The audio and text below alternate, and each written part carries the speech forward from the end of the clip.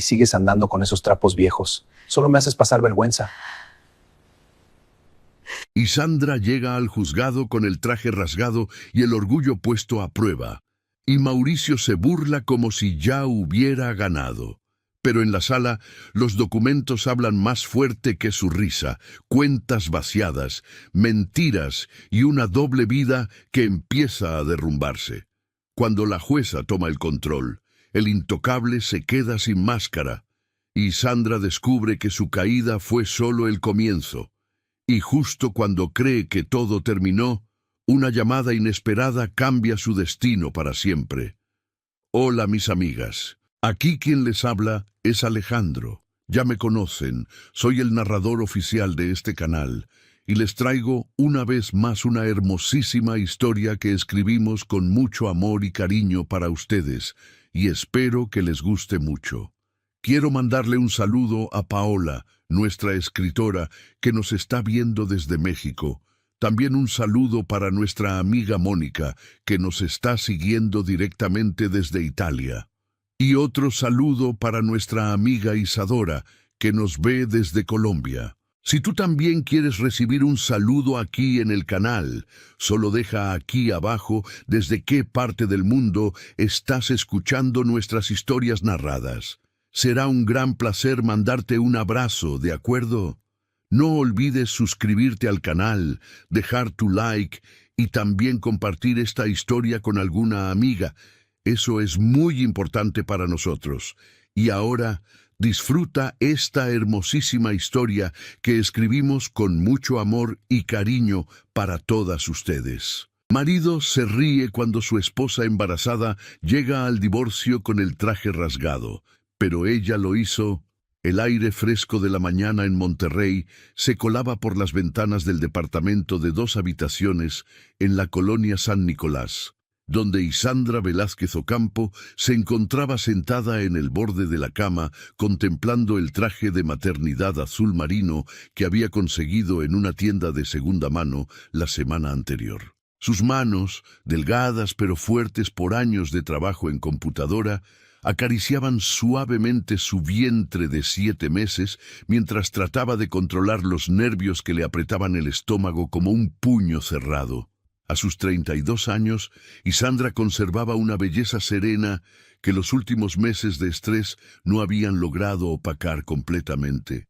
Su cabello castaño claro, que antes llevaba siempre perfectamente peinado, ahora caía en ondas naturales sobre sus hombros, enmarcando un rostro de facciones delicadas donde destacaban unos ojos verdes que habían perdido parte de su brillo característico.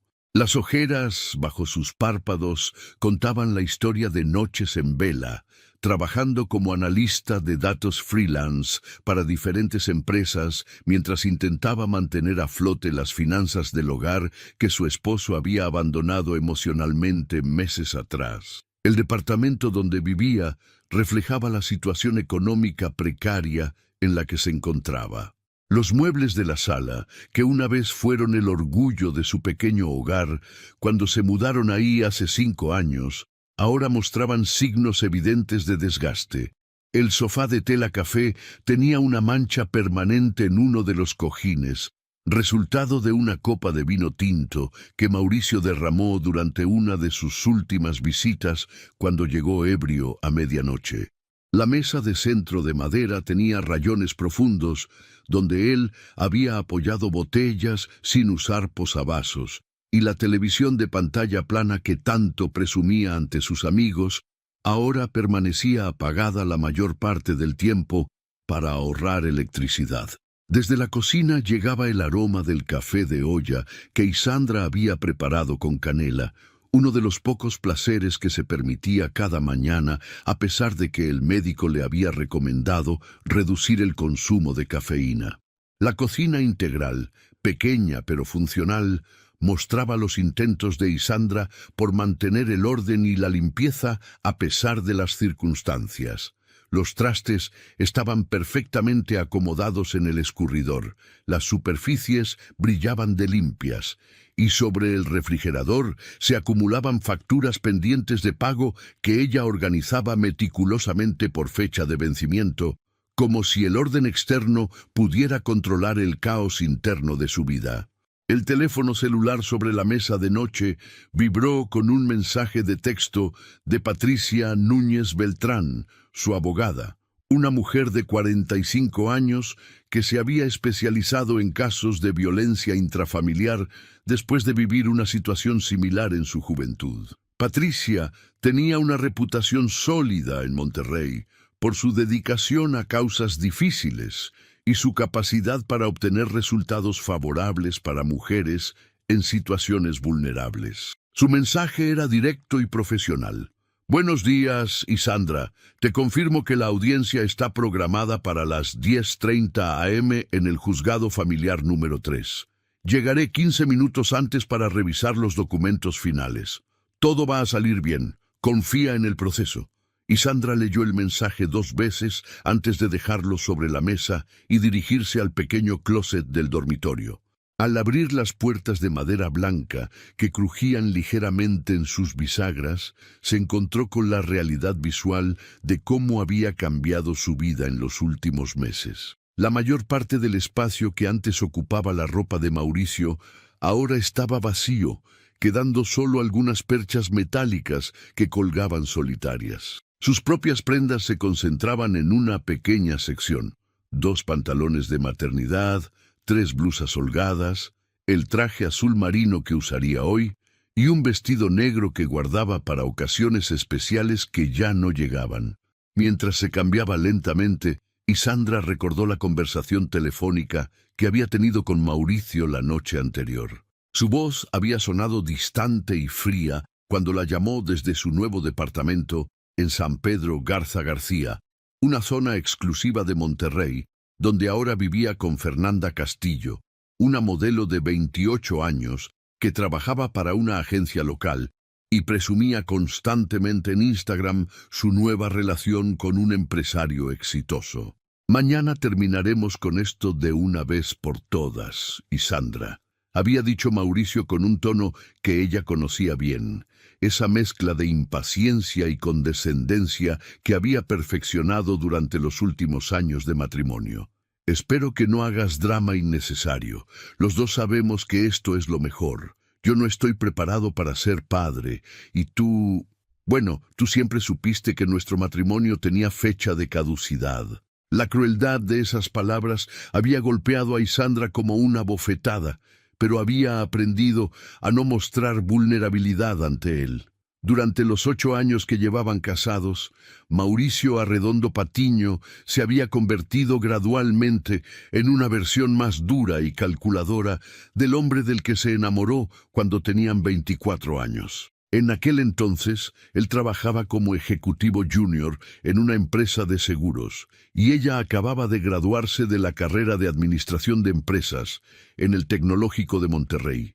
Sus primeras citas habían sido en cafeterías del centro histórico, donde él le hablaba de sus sueños de tener su propio negocio, y ella compartía sus planes de especializarse en análisis de datos. Los primeros años de matrimonio habían sido estables, si no apasionantes. Vivían en un departamento más pequeño en la colonia Centro, compartían gastos equitativamente y ambos trabajaban con dedicación para construir un futuro juntos. Mauricio había logrado ascender en su empresa y posteriormente había comenzado lo que él llamaba su propia consultora de negocios, aunque los detalles específicos de su trabajo siempre permanecían vagos cuando Isandra preguntaba.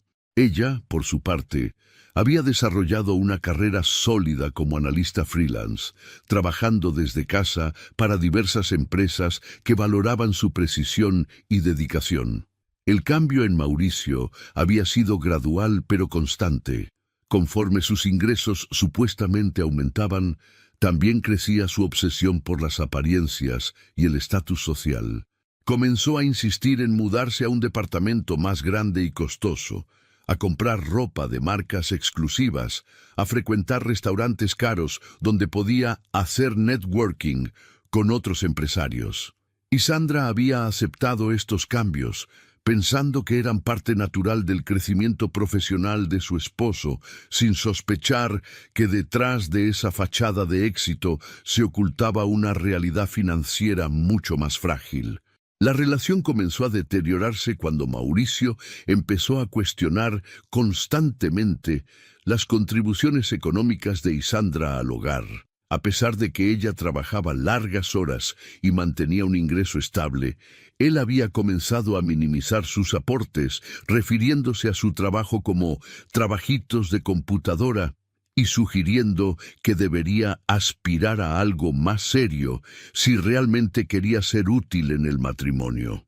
La ironía era que Isandra había descubierto, revisando discretamente las finanzas familiares, que sus ingresos eran más consistentes que los de él, cuyos grandes contratos parecían llegar de manera esporádica e impredecible. El embarazo había sido el catalizador que terminó de revelar la verdadera naturaleza de Mauricio. Cuando Isandra le dio la noticia una tarde de octubre, esperando ver alegría o al menos sorpresa positiva en su rostro, se encontró con una expresión de fastidio y pánico que nunca olvidaría. Él había guardado silencio durante varios minutos, caminando de un lado a otro de la sala como un animal enjaulado, antes de explotar con una lista de razones por las que un bebé no cabía en sus planes. Las responsabilidades económicas, la pérdida de libertad, la necesidad de mantener un estilo de vida que un hijo haría imposible. No estamos preparados para esto, Isandra, había dicho finalmente, evitando mirarla a los ojos. Yo tengo proyectos importantes en puerta, inversiones que requieren toda mi atención. Un bebé ahora sería un desastre para todo lo que estamos construyendo. Isandra se había quedado inmóvil en el sofá, con las manos instintivamente protegiendo su vientre todavía plano, procesando la realidad de que el hombre con quien había compartido 8 años de su vida consideraba a su hijo no nacido como un obstáculo para sus ambiciones. Durante las semanas siguientes, Mauricio había mantenido una actitud distante y hostil, como si el embarazo fuera una traición personal hacia él. Sus conversaciones se habían reducido a intercambios logísticos sobre gastos domésticos y horarios, mientras que las muestras de afecto habían desaparecido completamente. La situación había alcanzado su punto más bajo cuando Isandra descubrió, a través de una fotografía que una amiga le envió discretamente, que Mauricio había estado frecuentando eventos sociales acompañado de Fernanda Castillo. La imagen mostraba a su esposo en la inauguración de un restaurante exclusivo en San Pedro, vestido con un traje que ella no recordaba haberle visto antes, con su brazo alrededor de la cintura de una mujer rubia y elegante, que sonreía a la cámara con la confianza de quien se sabe admirada. Cuando Isandra confrontó a Mauricio esa misma noche, él no había negado la relación, pero tampoco había mostrado remordimiento.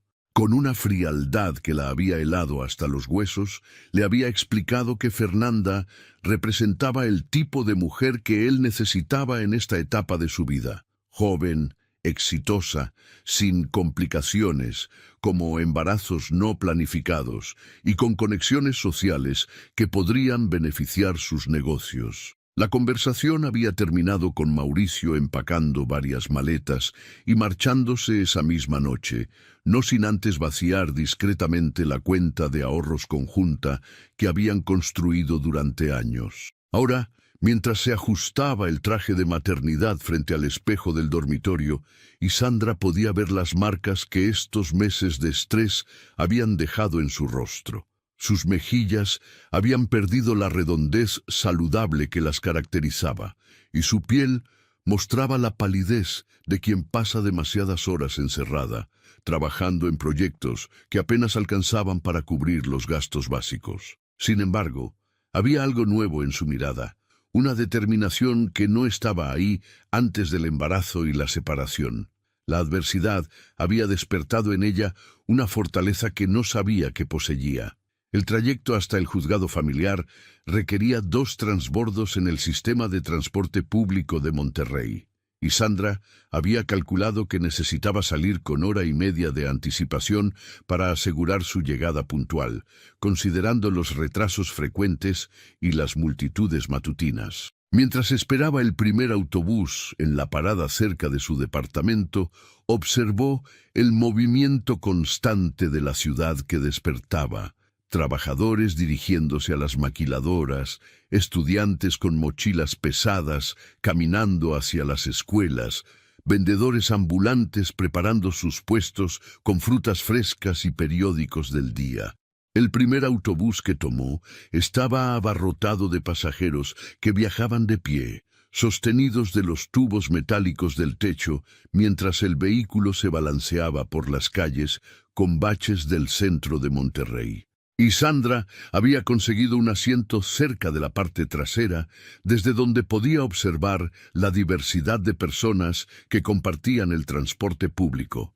Una mujer mayor con bolsas de mandado, que hablaba en voz baja por teléfono con algún familiar, un grupo de trabajadores de la construcción con overoles manchados de pintura, estudiantes universitarios que aprovechaban el trayecto para repasar apuntes arrugados. Durante el segundo transbordo, mientras esperaba en una parada particularmente concurrida cerca del Mercado Juárez, y Sandra notó un mural colorido pintado en la pared de un edificio abandonado. Entre los diseños abstractos y las figuras geométricas, destacaba una frase escrita con letras elegantes: «La esperanza cambia todo, incluso cuando todo parece perdido». Las palabras resonaron en su mente con una intensidad inesperada, como si hubieran sido escritas específicamente para ella en ese momento de su vida. Impulsivamente, decidió caminar las 2 cuadras hasta el mercado antes de tomar el último autobús. El ambiente del Mercado Juárez la envolvió inmediatamente con sus aromas mezclados de frutas maduras, especias, comida recién preparada y el humo de los puestos de tacos que comenzaban a servir a los trabajadores matutinos. Los comerciantes pregonaban sus productos con voces potentes que se elevaban sobre el murmullo constante de compradores que regateaban precios y conversaciones que se entrelazaban en el aire. Y Sandra se detuvo frente a un puesto de lotería atendido por una mujer de mediana edad, con el cabello recogido en un chongo apretado y una sonrisa amable que arrugaba las comisuras de sus ojos. La vendedora, que llevaba un delantal floreado sobre una blusa amarilla, estaba acomodando los boletos en hileras perfectas mientras tarareaba una canción de Juan Gabriel que sonaba desde un pequeño radio portátil. «¿Le interesa la suerte de hoy, güerita?», preguntó la mujer con el acento característico del norte de México, señalando hacia los boletos coloridos que colgaban de un cordel extendido sobre su mesa. «Hoy siento que va a ser un día especial para alguien. Mis huesos me lo dicen y nunca me fallan». Y Sandra vaciló por un momento, pensando en los 50 pesos que llevaba en su cartera para emergencias del transporte. Era dinero que técnicamente no podía permitirse gastar en algo tan incierto como la lotería. Pero las palabras del mural seguían resonando en su mente, mezclándose con la intuición extraña de que este día, de alguna manera, marcaría un antes y un después en su vida. «Me da uno, por favor», dijo finalmente, señalando hacia un boleto que había captado su atención sin razón aparente. Era el número 47, 23, 11, 08, 39, 15, una combinación que no tenía significado especial para ella, pero que por alguna razón le pareció correcta. La vendedora sonrió ampliamente mientras le entregaba el boleto y recibía los billetes arrugados. «Que Dios la bendiga, niña. Guarde bien ese papelito, porque algo me dice que va a traerle mucha felicidad». Y Sandra guardó el boleto en el compartimento interior de su cartera, junto con su identificación y la tarjeta de Patricia, su abogada. No le dio mayor importancia al gesto. Había sido más una forma de mantener viva la esperanza que una verdadera expectativa de ganar algo significativo. Lo que sí sabía era que necesitaba aferrarse a cualquier cosa que le diera fuerzas para enfrentar lo que vendría en las próximas horas en el juzgado. El último autobús del trayecto estaba menos lleno que los anteriores, lo que permitió a Isandra sentarse cerca de una ventana desde donde podía ver los edificios gubernamentales que se acercaban gradualmente. El Palacio de Justicia de Monterrey se alzaba imponente entre construcciones más modernas, su arquitectura neoclásica contrastando con los rascacielos de cristal que dominaban el horizonte de la ciudad. Mientras observaba la imponente estructura donde se definiría legalmente el fin de su matrimonio, Isandra sintió una mezcla compleja de nerviosismo y alivio. A 5 cuadras de su destino, el conductor tuvo que frenar bruscamente para evitar a un motociclista que se cruzó inesperadamente en el carril. La fuerza del frenado hizo que varios pasajeros perdieran el equilibrio, y Isandra, que había estado distraída mirando por la ventana, no tuvo tiempo de sujetarse adecuadamente. Su cuerpo se desplazó hacia adelante con violencia, y aunque intentó protegerse con las manos, terminó cayendo al piso del autobús con un golpe seco que resonó por todo el vehículo. El dolor inmediato en su rodilla derecha la hizo gemir involuntariamente, mientras que la preocupación por su bebé la invadió como una ola de pánico. Sus manos se dirigieron instintivamente a su vientre, palpando suavemente para asegurarse de que todo estuviera bien, mientras trataba de incorporarse desde el piso sucio del transporte. A su alrededor, los demás pasajeros continuaron con sus actividades como si nada hubiera pasado. Algunos mirando discretamente, pero sin ofrecer ayuda, otros completamente absortos en sus teléfonos o conversaciones. ¿Está usted bien, señora?, preguntó finalmente una voz femenina desde el asiento trasero. Era una mujer joven con uniforme de enfermera que se acercó para ayudarla a levantarse. «Creo que sí», respondió Isandra con voz temblorosa, aceptando la mano que le ofrecían. «Solo me duele un poco la rodilla, pero el bebé está bien. Puedo sentirlo moverse». Cuando logró ponerse de pie, Isandra notó que la caída había causado un desgarre en la tela de su falda, justo debajo de la rodilla derecha. El rasguño no era enorme, pero era lo suficientemente visible como para dar a toda su apariencia un aspecto descuidado y vulnerable que la mortificó profundamente. Había invertido tanto cuidado en prepararse para este día tan importante y ahora llegaría al juzgado luciendo exactamente como lo que era, una mujer embarazada y sin recursos, luchando por mantener su dignidad en circunstancias adversas. El conductor, un hombre mayor con bigote gris, se disculpó desde su asiento sin voltear a verla, mencionando algo sobre el tráfico de Monterrey y la imprudencia de los motociclistas. Su tono era más de fastidio que de preocupación genuina, como si el incidente hubiera sido una molestia adicional en su rutina matutina. Ningún otro pasajero comentó sobre lo sucedido, y el ambiente del autobús regresó rápidamente a la normalidad de viajeros urbanos absortos en sus propios asuntos. Isandra permaneció de pie durante el resto del trayecto, sujetándose firmemente del tubo metálico más cercano, sintiéndose expuesta y vulnerable bajo las miradas ocasionales de los demás pasajeros. La mancha de suciedad en su falda parecía crecer ante sus ojos, convirtiéndose en un recordatorio visual de todo lo que había salido mal en su vida durante los últimos meses. Era como si el destino hubiera decidido que debía llegar a su divorcio luciendo exactamente como se sentía, rota, descompuesta, luchando por mantener las apariencias cuando todo a su alrededor se desmoronaba. Cuando finalmente llegó a su parada, Isandra agradeció a la enfermera que la había ayudado y bajó del autobús con cuidado, cojeando ligeramente por la molestia en su rodilla. El Palacio de Justicia se alzaba frente a ella, sus columnas de mármol y escalinatas anchas proyectando una imagen de solemnidad y autoridad que la intimidó por un momento.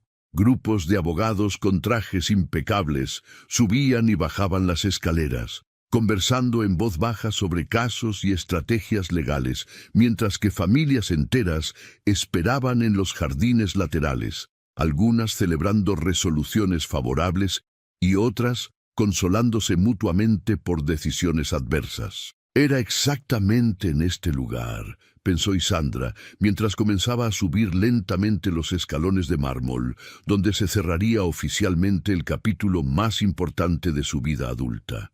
En unas horas dejaría de ser la esposa de Mauricio Arredondo Patiño y se convertiría simplemente en Isandra Velázquez Ocampo, madre soltera, mujer divorciada, persona que tendría que reconstruir su identidad desde cero.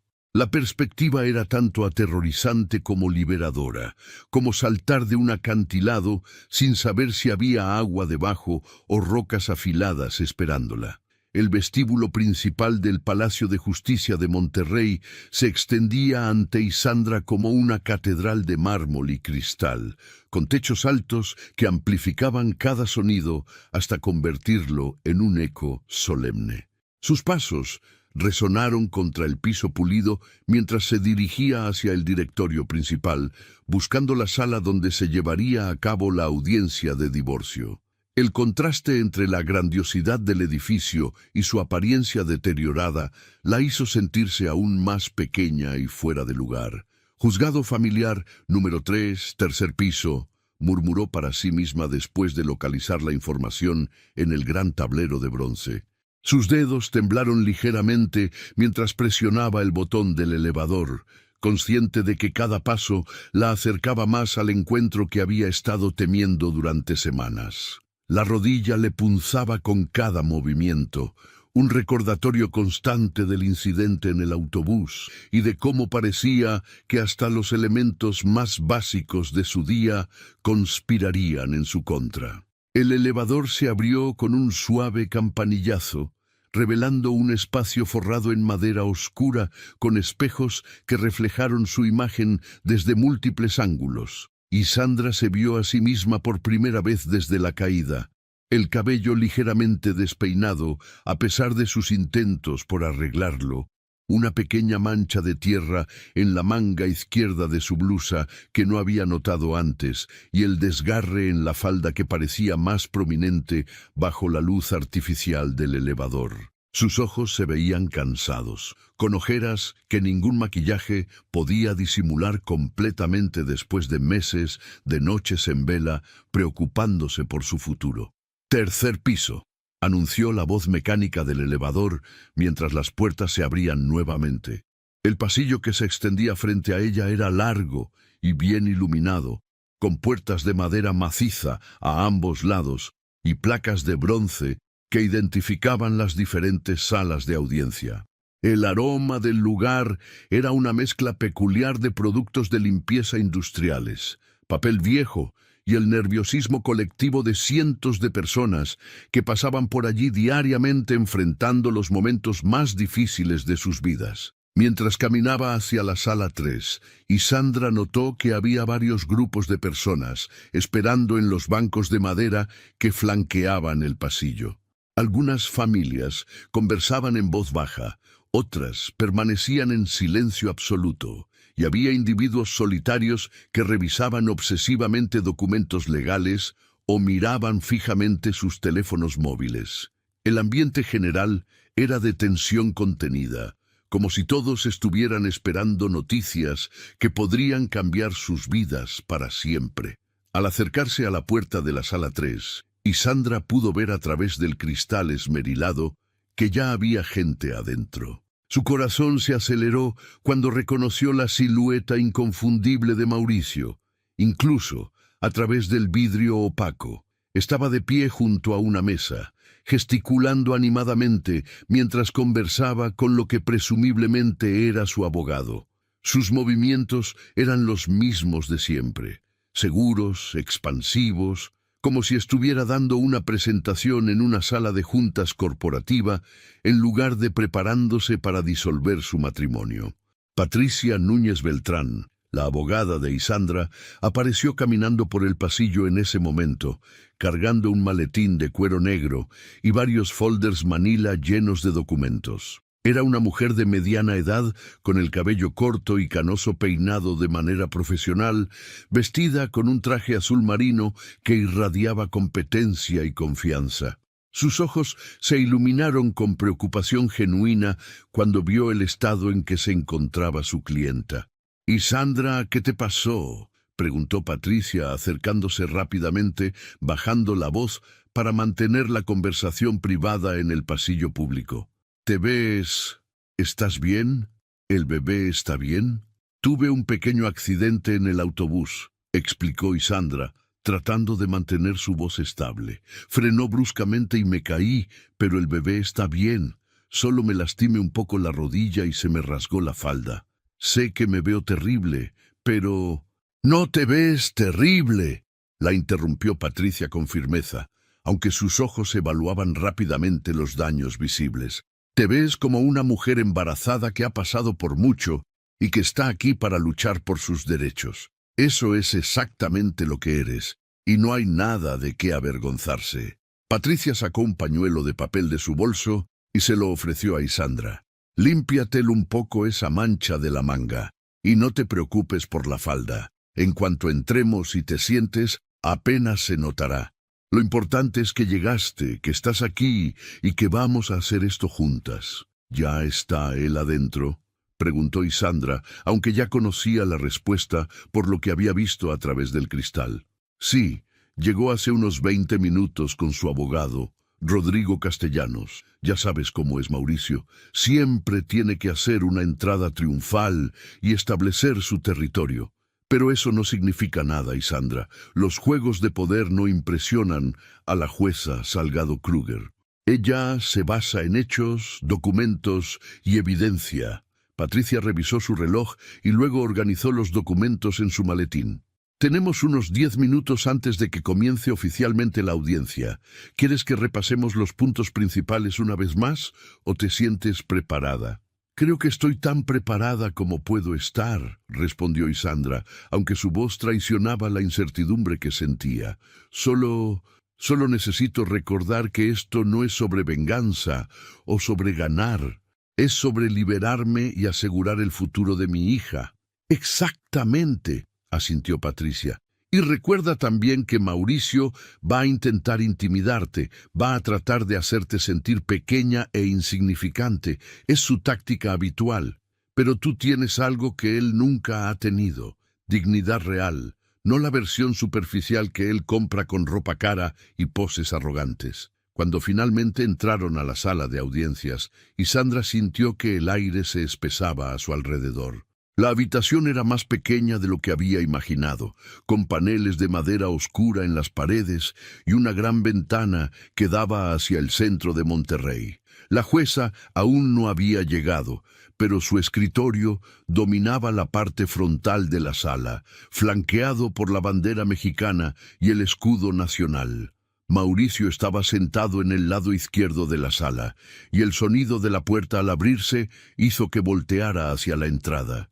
Cuando sus ojos se encontraron con los de Isandra, su expresión cambió inmediatamente de sorpresa a una mezcla de desprecio y diversión cruel. Se puso de pie lentamente, como si estuviera disfrutando el momento, y Isandra pudo ver que efectivamente llevaba uno de sus trajes más caros, un corte italiano en lana gris carbón, que probablemente había costado más de lo que ella ganaba en 2 meses. «Vaya, vaya», murmuró Mauricio, lo suficientemente alto para que toda la sala pudiera escucharlo, aunque técnicamente hablaba hacia su abogado. «Parece que mi querida esposa decidió venir disfrazada de víctima. ¡Qué efectos especiales tan convincentes!». El abogado de Mauricio, Rodrigo Castellanos, era un hombre alto y delgado con un bigote perfectamente recortado y un traje que, aunque elegante, no podía competir con la ostentación de su cliente. Hizo un gesto discreto con la mano, tratando de calmar a Mauricio, pero éste parecía decidido a continuar con su espectáculo. «Rodrigo, mira esto», continuó Mauricio, señalando vagamente en dirección de Isandra, sin mirarla directamente. 7 meses embarazada y ni siquiera puede mantener su ropa en condiciones decentes. Así es como planea criar a ese niño. enseñándole que la presentación personal no importa. Y Sandra sintió que sus mejillas se encendían, pero Patricia la tomó del brazo suavemente y la guió hacia su mesa en el lado derecho de la sala. «Ignóralo», susurró. «Está haciendo exactamente lo que esperábamos que hiciera, mostrando su verdadera naturaleza antes de que la jueza llegue». Pero Mauricio no había terminado. Se acercó unos pasos hacia el centro de la sala, con las manos en los bolsillos de su traje y una sonrisa que Isandra conocía demasiado bien, la misma que ponía cuando estaba a punto de humillar a alguien en público. «¿Sabes qué es lo más gracioso de todo esto, Isandra?», dijo, dirigiéndose a ella por primera vez de manera directa. «Que después de años de subsidiar tu vida, de pagarte todo, de darte un hogar y una posición social que jamás habrías podido conseguir por ti misma, ahora vienes aquí vestida como una mendiga a pedirle a un juez que me castigue por no querer seguir cargando contigo». Su voz se elevó ligeramente, ganando confianza mientras hablaba. «Mírate, ni siquiera pudiste llegar aquí con dignidad básica. Te caíste en un autobús público porque no tienes auto propio, no tienes los recursos para un taxi decente, no tienes nada, y ahora quieres que yo pague por tu incompetencia el resto de mi vida». Patricia se puso de pie inmediatamente. «Señora Redondo, le sugiero que guarde esos comentarios para cuando la jueza esté presente y pueda evaluar apropiadamente su carácter y su actitud hacia la madre de su hijo».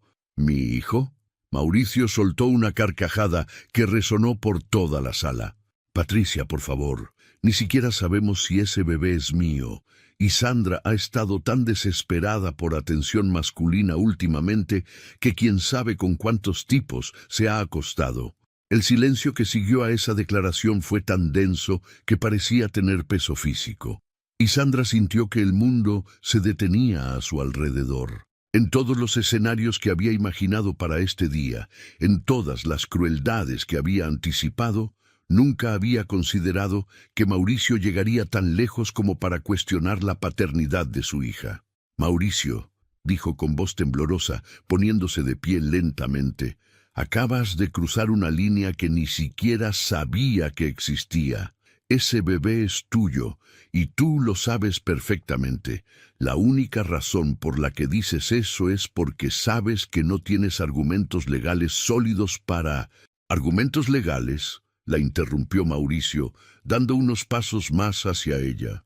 «Y Sandra, yo no necesito argumentos legales. Tengo dinero, tengo influencia, tengo una reputación en esta ciudad que vale más que todo lo que tú has hecho en tu vida entera. Los jueces conocen mi apellido, conocen mi trabajo, saben que soy un miembro productivo de la sociedad. ¿Tú qué eres? Una freelancer que trabaja desde la casa en pijama y que ni siquiera puede mantener un trabajo estable». En ese momento se abrió una puerta lateral y la jueza Verónica Salgado Kruger entró a la sala. Era una mujer de aproximadamente 50 años, con cabello gris recogido en un chiñón elegante, y una presencia que inmediatamente comandaba respeto. Sus ojos recorrieron rápidamente la sala, registrando las posiciones de los participantes y la tensión palpable en el ambiente. «Buenos días», dijo con voz clara y autoritaria mientras se dirigía a su lugar detrás del escritorio principal. «Espero que todos los presentes recuerden que están en una sala de justicia, no en un teatro. Cualquier comportamiento inapropiado resultará en sanciones inmediatas». Su mirada se detuvo específicamente en Mauricio, que había permanecido de pie en el centro de la sala durante su entrada. «Señora Redondo, le sugiero que regrese a su lugar. Esta es una audiencia formal, no una conversación social». Mauricio regresó a su mesa con una sonrisa que intentaba parecer contrita, pero sus ojos seguían brillando con la satisfacción de haber logrado su objetivo de humillar a Isandra públicamente.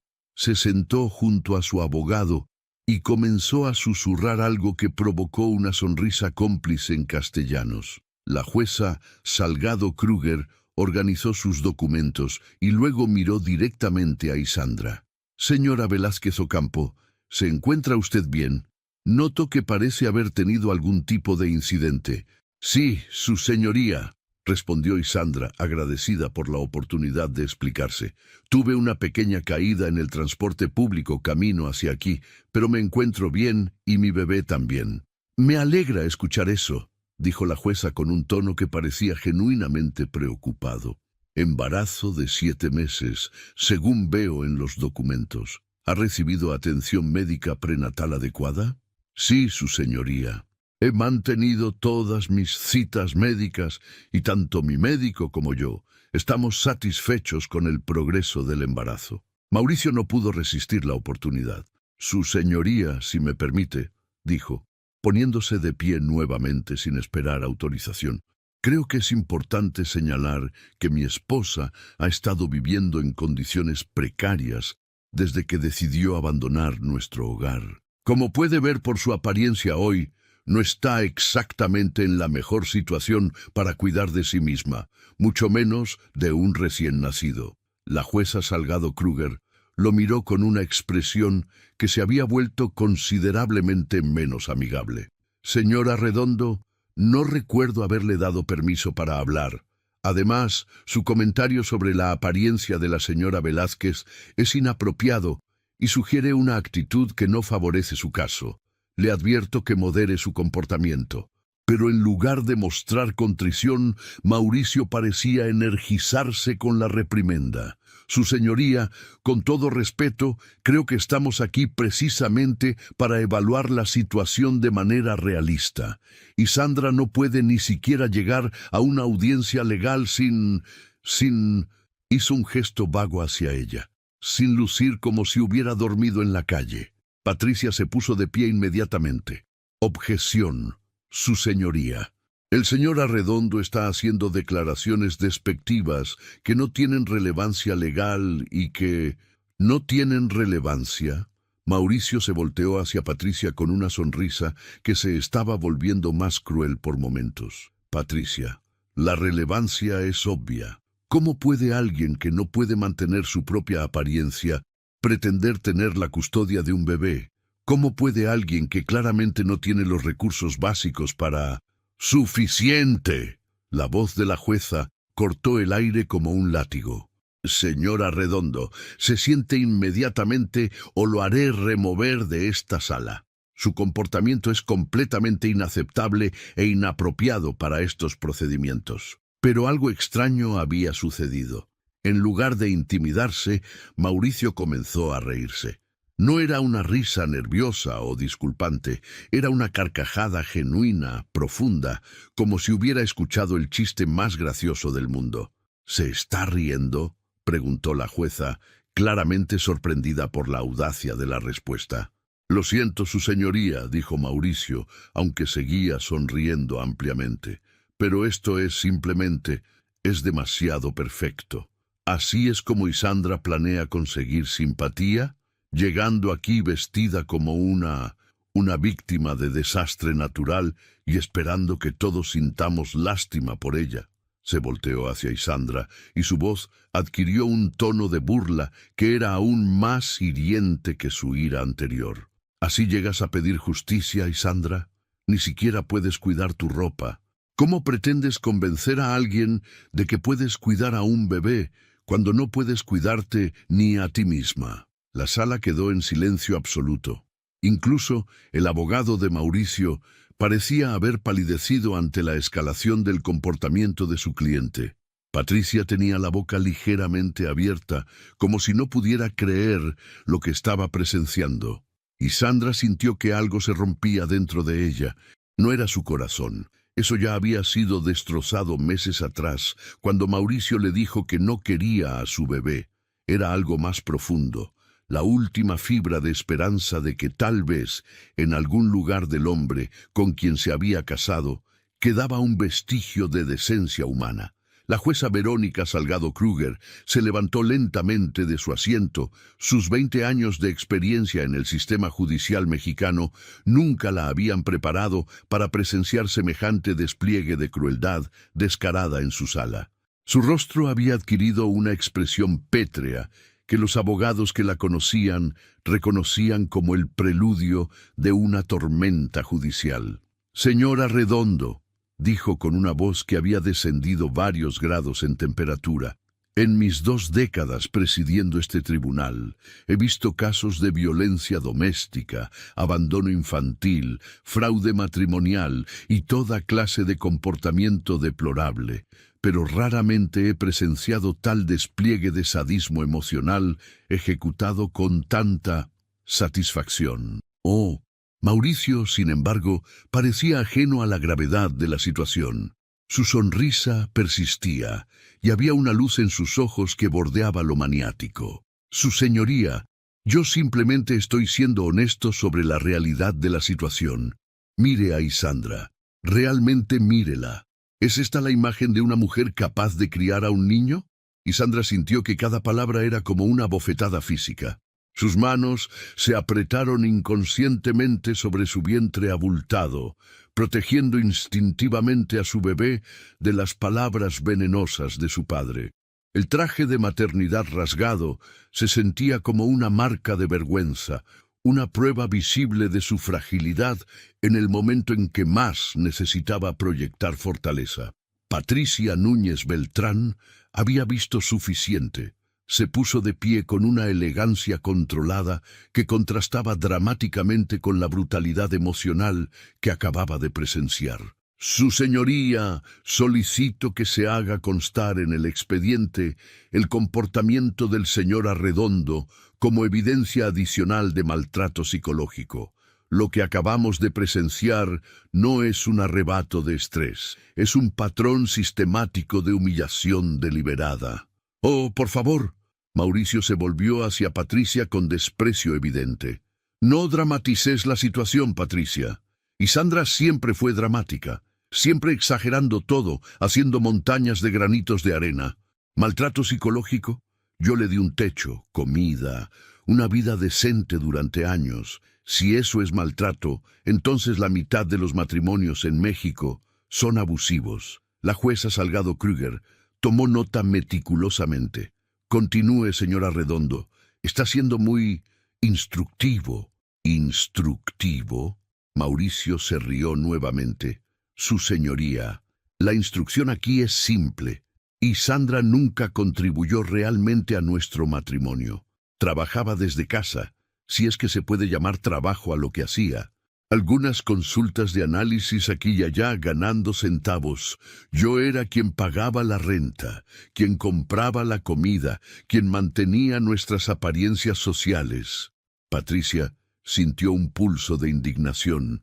«Apariencias sociales. ¿Se refiere a las cenas en restaurantes caros, financiadas con las tarjetas de crédito conjuntas que usted manejaba exclusivamente?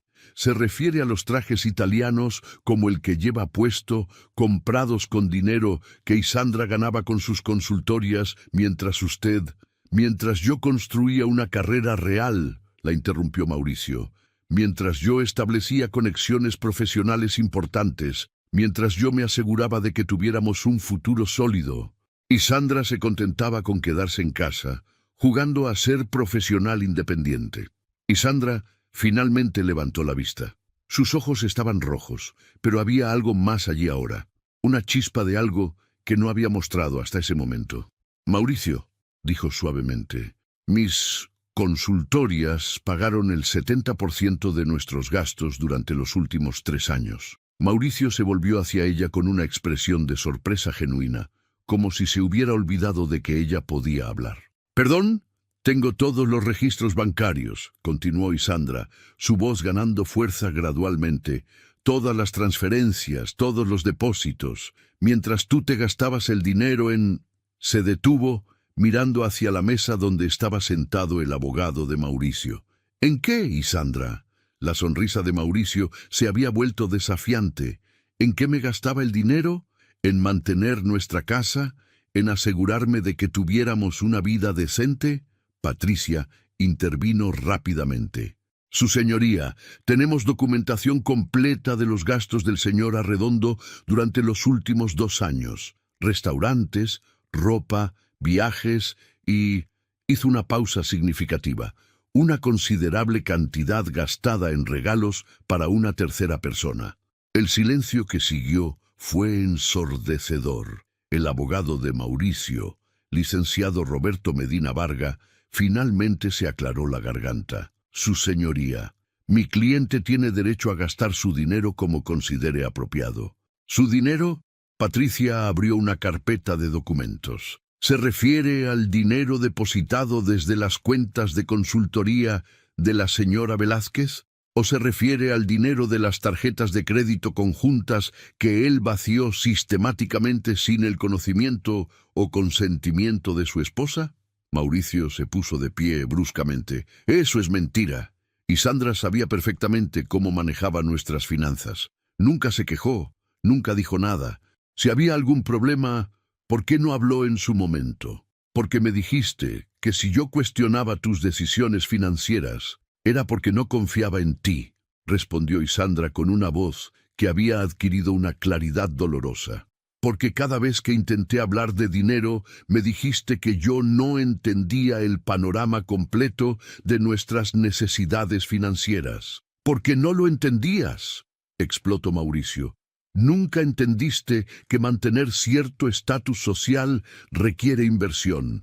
Nunca entendiste que mi reputación profesional dependía de presentar la imagen correcta. La jueza Salgado Kruger había estado tomando notas durante todo el intercambio, pero ahora levantó la vista. Señora Redondo, ¿está usted diciéndole a esta corte que consideraba apropiado gastar el dinero conjunto de su matrimonio en mantener una relación extramarital?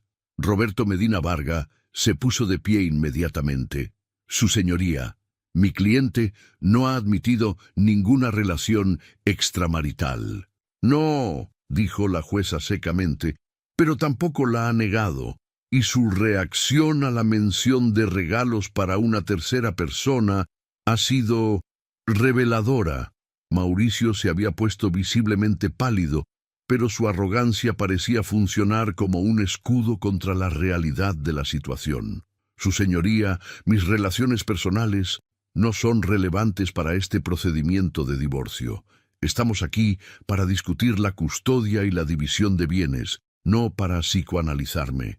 Está equivocado, señora Redondo. La voz de la jueza había adquirido un tono educativo, como si estuviera explicándole conceptos legales básicos a un estudiante particularmente lento. El comportamiento dentro del matrimonio es extremadamente relevante para determinar tanto la custodia como la división de bienes, especialmente cuando ese comportamiento incluye el desperdicio malicioso de recursos maritales. Patricia sacó otra carpeta. Su señoría, tenemos documentación de gastos específicos que incluyen joyería, cenas, viajes de fin de semana y alquiler de un apartamento en la zona de San Pedro, todo mientras la señora Velázquez trabajaba desde casa para mantener las finanzas familiares básicas. ¿Un apartamento? La voz de Isandra fue apenas un susurro, pero en el silencio de la sala sonó como un grito. Mauricio se volvió hacia ella con una expresión que mezclaba irritación y algo que podría haber sido culpa. Isandra, eso no es lo que piensas. ¿No es lo que pienso? Isandra se puso de pie lentamente, una mano apoyada en su espalda para sostener el peso de su embarazo avanzado. ¿No es un apartamento donde llevabas a tu amante mientras yo trabajaba en casa creyendo que estabas construyendo tu carrera? Su señoría, Roberto Medina Varga intentó intervenir nuevamente. Estos detalles son irrelevantes para... ¡Silencio! La jueza lo cortó sin miramientos. Quiero escuchar la respuesta del señor Arredondo. Mauricio miró alrededor de la sala, como si esperara que alguien viniera a rescatarlo de la situación que él mismo había creado. Su sonrisa había desaparecido completamente, reemplazada por una expresión de desconcierto creciente, como si no pudiera entender por qué su narrativa cuidadosamente construida se estaba desmoronando tan rápidamente.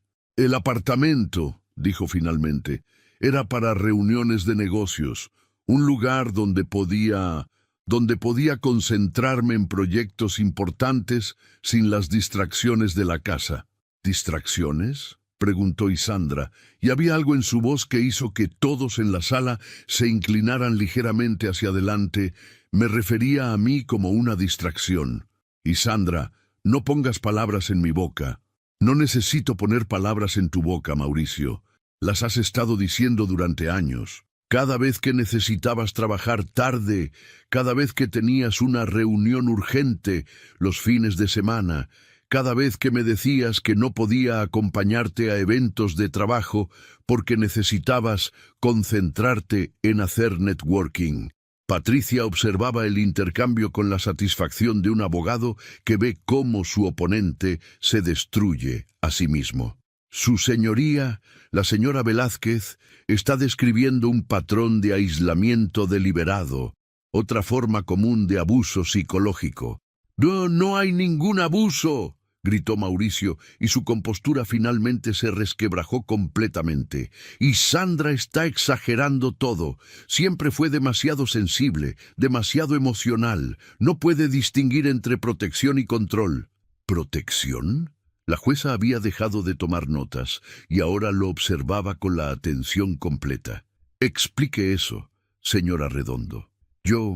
Yo la protegía de las realidades del mundo de los negocios. Es un ambiente hostil, especialmente para mujeres. Y Sandra es demasiado ingenua para navegar esas aguas. Yo me aseguré de que ella pudiera quedarse en casa, trabajar en sus pequeños proyectos, mantenerse alejada del estrés real. Sus pequeños proyectos. Patricia había encontrado el hilo que necesitaba tirar.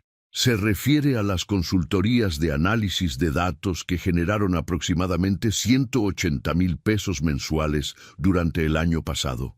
El silencio que siguió fue tan completo que se podía escuchar el zumbido eléctrico de las luces fluorescentes del tribunal. Mauricio parpadeó varias veces, como si estuviera procesando información que no encajaba con su narrativa interna. Eso no puede ser correcto», murmuró. «¿No puede ser correcto?» Patricia abrió otra carpeta. «Su señoría, aquí tengo los estados de cuenta bancarios que muestran los depósitos mensuales de las consultorías de la señora Velázquez. Como puede ver, sus pequeños proyectos representaban la mayor fuente de ingresos del hogar». La jueza examinó los documentos mientras Mauricio se quedaba de pie, balanceándose ligeramente como si hubiera recibido un golpe físico. «Señora Redondo», dijo la jueza después de varios minutos de revisión silenciosa, «según estos registros, usted no ha tenido ingresos comprobables en los últimos 8 meses. Eso no... Mi trabajo no funciona así. Yo manejo proyectos más grandes, inversiones a largo plazo».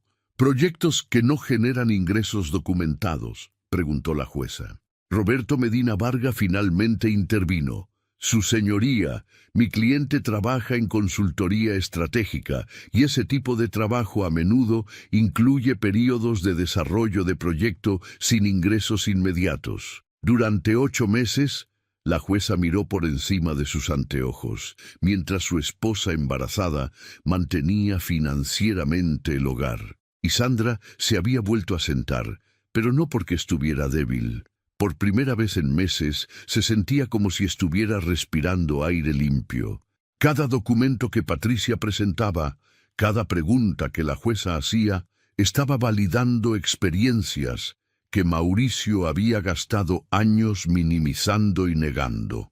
«Su señoría», continuó Patricia, «también tenemos evidencia de que el señor Arredondo vació las cuentas conjuntas del matrimonio aproximadamente 3 semanas antes de solicitar el divorcio».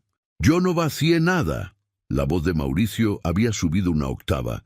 «Transferí el dinero a inversiones más seguras teniendo en cuenta la inestabilidad económica».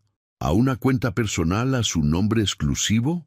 Patricia no necesitaba mirar sus documentos. Había memorizado cada detalle del caso.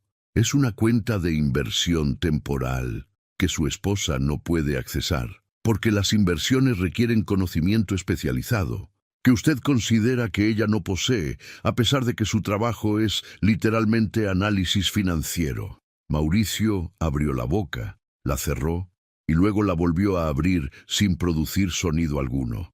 La jueza Salgado Kruger observó este proceso con lo que podría haber sido diversión profesional si el tema no fuera tan serio. Señora Redondo, dijo finalmente, ¿entiende usted que transferir recursos maritales a cuentas de acceso exclusivo sin el consentimiento del cónyuge constituye apropiación indebida de bienes gananciales? Yo no sabía que necesitaba.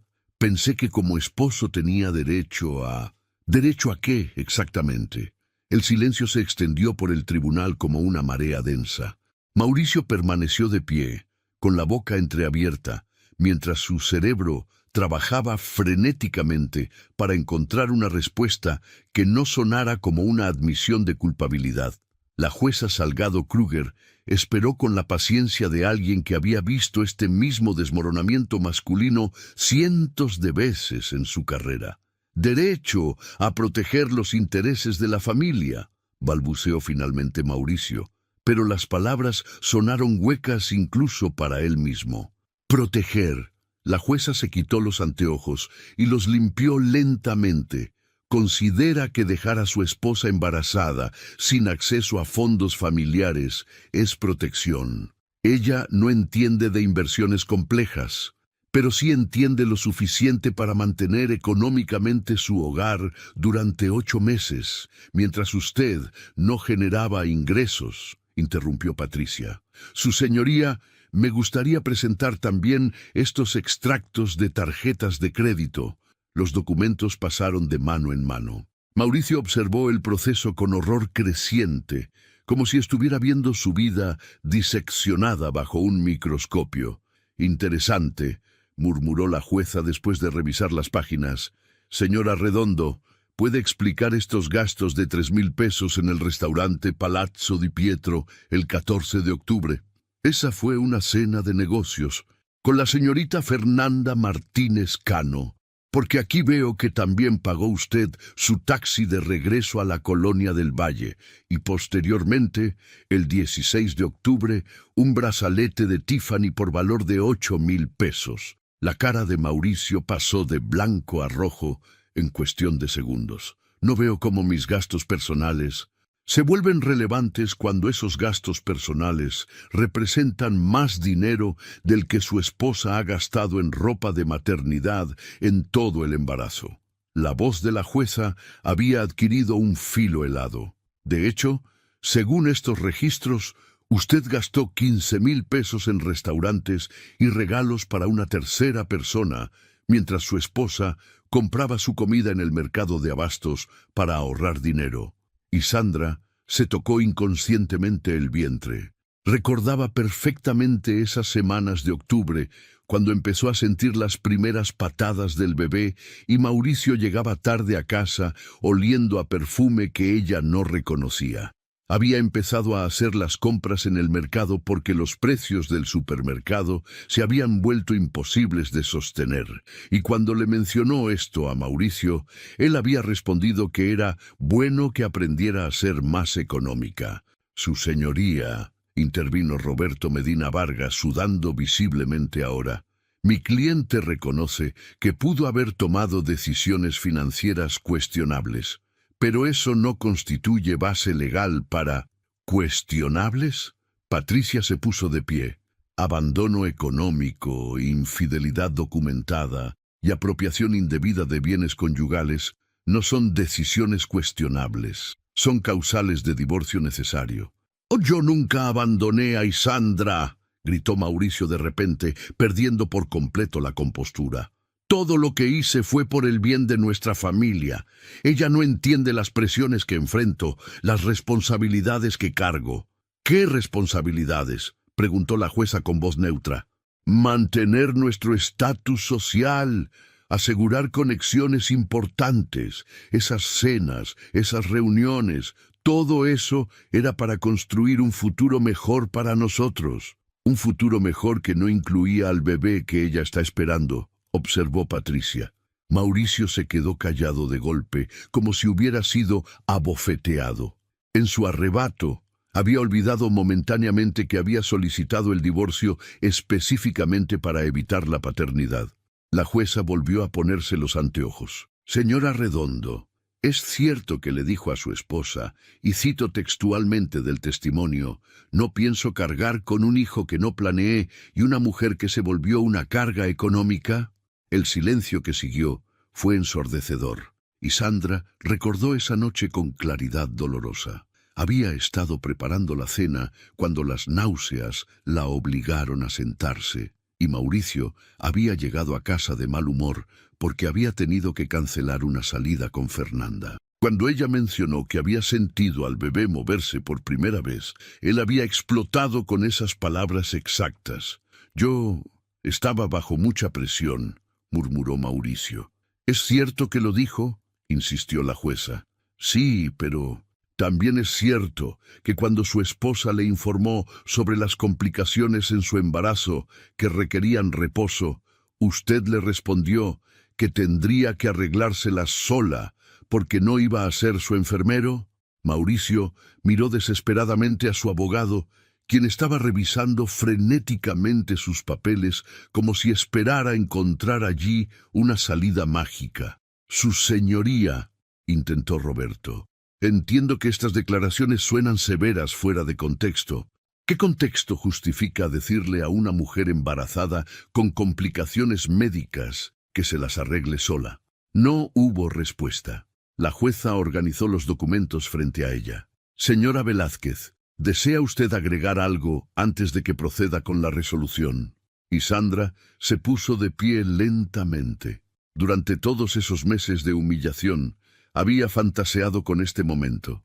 Había imaginado un discurso poderoso donde finalmente le diría a Mauricio todo lo que pensaba de él, donde le haría saber exactamente cuánto daño había causado, donde lo obligaría a enfrentar las consecuencias de sus acciones. Pero ahora, viendo a su esposo desmoronándose frente a una jueza, viendo cómo su fachada de éxito se desintegraba bajo el peso de la verdad documentada, y Sandra sintió algo inesperado. Lástima. Su señoría, dijo con voz clara pero no vengativa, solo quiero que quede en el registro que durante estos 7 meses de embarazo he trabajado todos los días para sostener nuestro hogar mientras mi esposo gastaba nuestro dinero en otra mujer y me decía que yo no contribuía en nada de valor. He vomitado en transportes públicos mientras iba a reuniones de trabajo para poder pagar nuestros gastos. He llorado en consultorios médicos cuando el doctor me preguntaba dónde estaba el padre del bebé. Y he descubierto que soy más fuerte de lo que nunca pensé. Se detuvo, respiró profundamente y tocó suavemente su vientre. Mi hija va a nacer en un mundo donde su madre no acepta ser tratada como algo desechable. Eso es todo lo que tengo que decir. Se sentó nuevamente. La sala permaneció en silencio por varios minutos mientras la jueza terminaba de escribir notas en el expediente. En vista de las pruebas presentadas, anunció finalmente la jueza Salgado Kruger, este tribunal declara procedente el divorcio necesario por las causales de abandono de hogar, infidelidad y violencia familiar en su modalidad económica y psicológica. Los bienes gananciales se dividirán equitativamente después de reintegrar a la cuenta común los fondos que el señor Arredondo transfirió unilateralmente. El señor Arredondo deberá proporcionar pensión alimenticia tanto para la señora Velázquez durante los 3 meses posteriores al parto como para el menor hasta que alcance la mayoría de edad. Mauricio se tambaleó ligeramente. ¿Pensión alimenticia? Pero si yo no tengo ingresos estables en este momento, entonces será mejor que encuentre una forma de generarlos, respondió la jueza secamente. El tribunal no considera que la falta de ingresos del deudor alimentario sea responsabilidad del acreedor ni del menor. Además, se ordena el embargo preventivo de cualquier bien a nombre del señor Arredondo hasta que se resuelva la división de bienes gananciales. Roberto Medina Varga se aclaró la garganta nerviosamente. Su señoría, ¿sería posible considerar un arreglo extrajudicial para la pensión alimenticia? Un arreglo como el que el señor Arredondo hizo cuando transfirió los fondos conyugales sin consultar a su esposa. La jueza no se molestó en ocultar su sarcasmo. No, la pensión se calculará basándose en el último año de ingresos promedio del señor Arredondo, que según estos documentos provienen principalmente del trabajo de su esposa. Irónico, ¿no le parece? Patricia apenas podía contener una sonrisa de satisfacción. Su señoría, solicitamos también que se registre una restricción para que el señor Arredondo no pueda acercarse a menos de 100 metros de la residencia de mi clienta. ¿Es esto necesario?, preguntó la jueza, y Sandra se puso de pie nuevamente. Su señoría, mi esposo, ha demostrado comportamientos erráticos y controladores. Temo por mi seguridad y la de mi bebé. La jueza observó a Mauricio, quien estaba visiblemente agitado, sudando y murmurando algo para sí mismo. Concedido. Señor Arredondo, queda usted legalmente notificado de que no puede acercarse a la residencia de la señora Velázquez, a su lugar de trabajo, ni intentar contacto directo con ella. Cualquier comunicación relacionada con el menor deberá hacerse a través de los abogados. El martillo cayó con un golpe seco que resonó en toda la sala. Se levanta la sesión. Mientras la gente comenzaba a salir del tribunal, Mauricio se quedó parado en su lugar, mirando fijamente el estrado vacío, como si no pudiera procesar completamente lo que había pasado. Roberto Medina Varga le tocó el hombro. «Mauricio, tenemos que irnos». «No puede ser», murmuró Mauricio. «Esto no puede estar pasando y Sandra no puede. Ella nunca fue capaz de esto. Ella siempre necesitó que yo tomara las decisiones importantes. Las decisiones importantes como vaciar las cuentas bancarias y gastar el dinero en tu amante», murmuró Patricia mientras recogía sus documentos. Mauricio la escuchó y se volteó hacia ella con los ojos inyectados de sangre. «Esto es tu culpa. Tú la convenciste de hacer esto, y Sandra nunca habría sido tan cruel conmigo». «No», dijo Isandra, deteniéndose en su camino hacia la puerta. «Patricia no me convenció de nada. Tú me enseñaste que el amor no es suficiente cuando viene sin respeto. Me enseñaste que las palabras bonitas no significan nada cuando las acciones las contradicen. Y me enseñaste que yo soy más fuerte de lo que creía». Mauricio la miró con una mezcla de desesperación y rabia. «Isandra, yo te amo. Sé que cometí errores, pero podemos arreglar esto. Nuestro bebé merece una familia completa. Nuestro bebé merece una madre que se respete a sí misma», respondió Isandra. «Y eso es lo que le voy a dar». Salió del tribunal sin mirar atrás. Patricia la siguió, y juntas caminaron hacia la salida del edificio gubernamental. «¿Cómo te sientes?», preguntó Patricia una vez que estuvieron afuera. Isandra se detuvo bajo el sol de mediodía de Monterrey. El aire era fresco y limpio después de la lluvia matutina, y por primera vez en meses se sintió como si pudiera respirar completamente. «Me siento libre», dijo simplemente. 3 semanas después, Isandra estaba sentada en el pequeño apartamento que había alquilado en una zona tranquila de la ciudad, organizando su nuevo espacio de trabajo. Había decidido formalizar su negocio de consultoría, y varios de sus clientes anteriores ya le habían ofrecido contratos a largo plazo. Su teléfono sonó. Era Patricia. «¿Viste las noticias?», preguntó su abogada sin preámbulos. «¿Qué noticias?». «Mauricio fue arrestado anoche». Y Sandra se sentó lentamente en su nueva silla de oficina. «¿Por qué?». «Fraude fiscal y estafa. Aparentemente, su empresa de consultoría era una fachada. Había estado estafando a pequeños inversionistas durante años, prometiéndoles retornos imposibles y usando el dinero de nuevos clientes para pagar a los anteriores, como un esquema Ponzi básico». Y Sandra guardó silencio por un momento, procesando la información. «¿Por eso nunca tenía ingresos documentados?», preguntó finalmente. «Exactamente. Y por eso era tan importante para él mantener las apariencias y las conexiones sociales. Necesitaba atraer nuevos inversionistas constantemente para mantener el esquema funcionando. Y por eso se desesperó tanto cuando supo del embarazo», murmuró Isandra.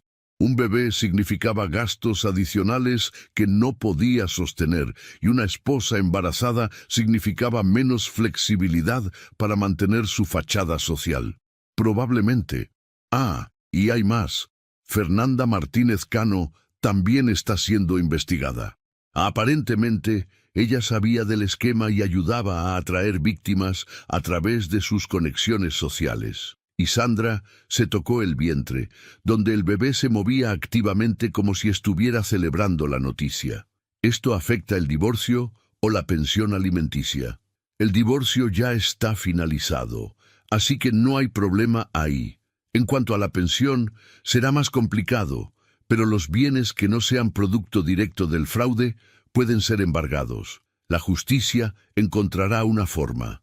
Después de terminar la llamada, y Sandra se quedó sentada en silencio durante largo tiempo. Pensó en todos los meses que había pasado sintiéndose culpable, preguntándose qué había hecho mal, si había sido demasiado exigente o poco comprensiva. Pensó en todas las veces que Mauricio le había dicho que ella no entendía las presiones que él enfrentaba en el trabajo. Ahora entendía completamente qué tipo de presiones eran. Se levantó y caminó hacia la ventana de su apartamento, que daba a un pequeño parque donde niños jugaban mientras sus madres conversaban en las bancas. En unas semanas, ella estaría ahí con su propia hija. Su teléfono volvió a sonar. Era un número que no reconocía. Señora Velázquez, habla la licenciada Carmen Ruiz, del notario público. Tengo una situación un poco inusual que requiere su atención inmediata. ¿Qué tipo de situación? Es sobre un boleto de lotería. ¿Podría venir a nuestras oficinas lo antes posible? 2 horas después, Isandra salió de la notaría en estado de shock completo. En su bolsa llevaba documentos que certificaban que había ganado 47 millones de pesos en la Lotería Nacional. El boleto que había comprado impulsivamente con sus últimos 50 pesos, el día después de que Mauricio vaciara las cuentas bancarias, resultó ser ganador del primer premio. Durante semanas, los números ganadores habían sido anunciados sin que nadie reclamara el premio. La fecha límite para presentarse era esa misma tarde. Si Sandra hubiera llegado al día siguiente, habría perdido toda la suma. Se sentó en su auto en el estacionamiento de la notaría, sosteniendo los documentos con manos temblorosas. El bebé se movía furiosamente, como si supiera que algo extraordinario había pasado. Llamó a Patricia. «No me vas a creer», dijo cuando su abogada contestó. «Después de todo lo que hemos vivido, creo que ya estoy preparada para cualquier cosa. Gané la lotería». Silencio. «¿Gané la lotería?» «Gané la lotería, Patricia. 47 millones de pesos. Dios mío, Isandra, ¿cuándo compraste el boleto?» «El día después de que Mauricio vaciara las cuentas. Gasté mis últimos 50 pesos en él». «¿Mauricio lo sabe?» «Nadie lo sabe. Solo tú». «Mantengámoslo así por ahora», dijo Patricia inmediatamente. «Con todo lo que está pasando con la investigación criminal, será mejor que manejemos esto discretamente». Durante los siguientes meses, Isandra mantuvo su nuevo estado financiero completamente en secreto. Siguió viviendo en el mismo apartamento, siguió trabajando en sus proyectos de consultoría y siguió presentándose a sus citas médicas prenatales en el hospital público. La única diferencia era que ahora dormía peacefully por primera vez en años. La seguridad financiera, además de la libertad emocional, le habían dado una tranquilidad que no había experimentado desde que era adolescente. Mauricio, mientras tanto, se las estaba viendo difíciles. Patricia mantenía a Isandra informada sobre los procedimientos legales, principalmente para asegurar que él no intentara contactarla directamente. El esquema Ponzi había afectado a docenas de familias, y la prensa local había comenzado a cubrir la historia. Mauricio había perdido no solo su libertad, sino también su reputación completamente. 2 meses antes de la fecha esperada de parto, Isandra recibió una llamada que la sorprendió. «Señora Isandra Velázquez», preguntó una voz masculina desconocida. «Sí, habla Samuel Iriarte Collins, asesor financiero. La licenciada Patricia Núñez me dio su número. Dice que necesita servicios de gestión patrimonial». Isandra sonrió. Patricia había mantenido su palabra de mantener el secreto, pero obviamente había entendido que Isandra eventualmente necesitaría ayuda profesional para manejar su nueva situación. «Sí, creo que sí necesito esos servicios». Samuel resultó ser exactamente lo que Isandra necesitaba: profesional, discreto y especializado en ayudar a personas que habían recibido dinero inesperado a manejarlo responsablemente. Juntos desarrollaron un plan que incluía inversiones conservadoras, un fondo educativo para el bebé, donaciones caritativas para organizaciones que ayudaban a mujeres víctimas de violencia doméstica y la compra de una casa modesta pero cómoda en una zona segura de Monterrey. La regla más importante, le explicó Samuel durante su primera consulta, es no cambiar su estilo de vida drásticamente de inmediato. La gente que gana dinero inesperado y empieza a gastarlo ostentosamente suele perderlo igual de rápido. Isandra no podía haber estado más de acuerdo. Había visto suficiente ostentación falsa con Mauricio para toda una vida. El día que dio a luz a su hija, Isandra estaba acompañada por Patricia y por su hermana mayor, quien había viajado desde Guadalajara para estar con ella. La niña nació sana y hermosa, con los ojos grandes y oscuros de su madre y una disposición tranquila que sugería que había heredado más del temperamento de Isandra que del de Mauricio. «¿Ya decidiste cómo se va a llamar?», preguntó Patricia mientras cargaba a la recién nacida. Isandra había considerado muchos nombres durante el embarazo, pero cuando vio a su hija por primera vez, supo inmediatamente cuál era el correcto. «Esperanza», dijo suavemente. «Se va a llamar Esperanza Velázquez». 3 meses después del nacimiento de Esperanza, Isandra finalmente se mudó a su nueva casa. Era una construcción moderna, pero no ostentosa, en una colonia tranquila, con un jardín donde Esperanza podría jugar cuando fuera mayor, y un estudio donde Isandra podría trabajar desde casa. La historia de la mujer embarazada que ganó la lotería había aparecido en varios medios locales, aunque Isandra había logrado mantener su identidad protegida. Los reporteros solo sabían que la ganadora era una mujer embarazada de Monterrey que había comprado el boleto con sus últimos 50 pesos. Mauricio había visto las noticias desde la prisión, donde esperaba juicio por los cargos de fraude. Aunque los reportajes no mencionaban nombres, los detalles le resultaban familiares. Una mujer embarazada, el monto exacto del premio, la fecha en que se compró el boleto. Una fecha que recordaba perfectamente porque era exactamente cuando él había vaciado las cuentas bancarias. La posibilidad de que Isandra fuera esa mujer lo mantuvo despierto durante noches enteras. Había intentado contactarla a través de Roberto Medina Varga, pero su abogado le había explicado que la orden de restricción seguía vigente y que cualquier intento de comunicación podría resultar en cargos adicionales. Finalmente, después de meses de especulación torturante, Mauricio decidió arriesgarse. A través de un compañero de celda que estaba por ser liberado, envió un mensaje a la antigua dirección de Isandra. El mensaje llegó a las manos de los nuevos inquilinos del apartamento, quienes se lo entregaron a la administración del edificio, quien finalmente se lo pasó a Patricia. «Tu exesposo te está buscando», le informó Patricia durante una de sus reuniones mensuales. «¿Qué tipo de contacto?».